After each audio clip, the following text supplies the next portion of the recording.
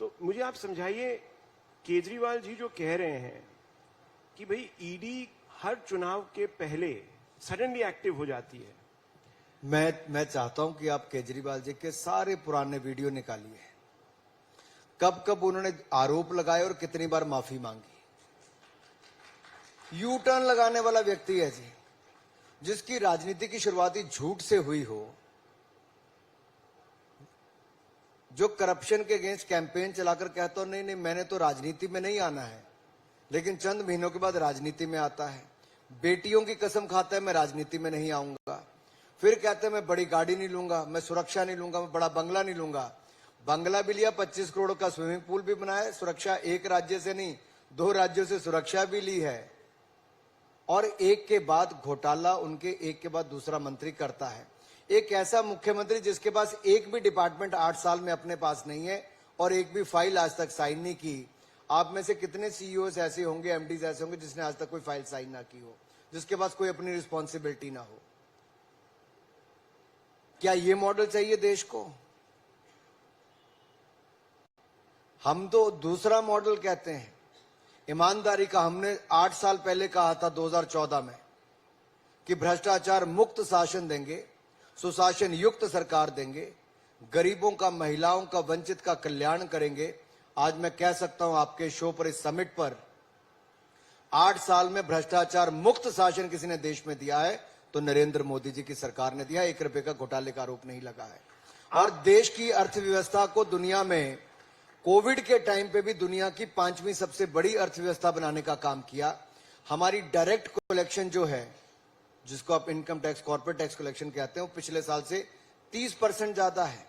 Indirect GST 1.5 lakh crore रुपया इस महीने अक्टूबर के, और हर महीने 1 लाख करोड़ से ज्यादा जा रहा है। आपकी यूपीआई की जो ट्रांजैक्शंस हैं डिजिटल पेमेंट्स की, वो कितनी है? 8 बिलियन ट्रांजैक्शन 12 लाख करोड़ की केवल अक्टूबर में हुई।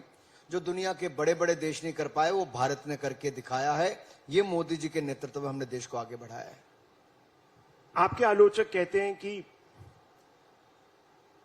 आप सिलेक्टिवली फैक्ट्स को सामने लाते हैं, कहते हैं कि भाई देखिए भ्रष्टाचारी आप हैं, भ्रष्टाचारी कांग्रेस में बैठे हैं, करप्ट सारी पार्टीज में है मगर बीजेपी में नहीं है, क्योंकि देखिए ईडी सिर्फ करप्शन दूसरे गुटों में ढूंढ लेती है।